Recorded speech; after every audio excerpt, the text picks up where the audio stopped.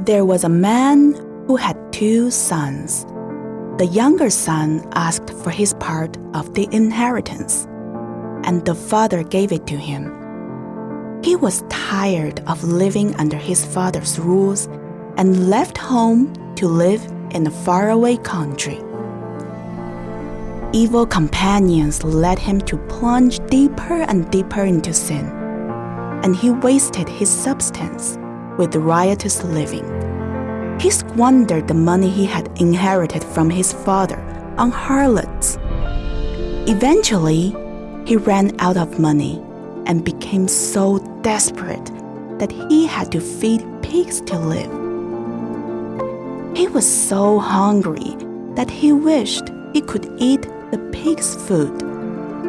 Once proud and free, now a slave, sitting on the ground in a desolate land, eating the same food as pigs.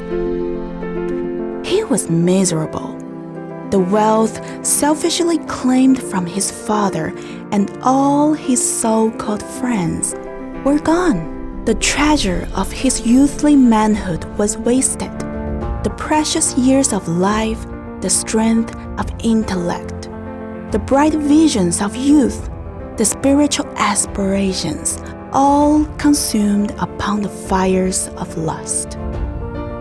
Then, coming to his senses, he realizes that even the servants in his father's house had more to eat than he did. He leaves everything and decides to return to his father to ask for forgiveness and to take him back, not as his son, but as his servant.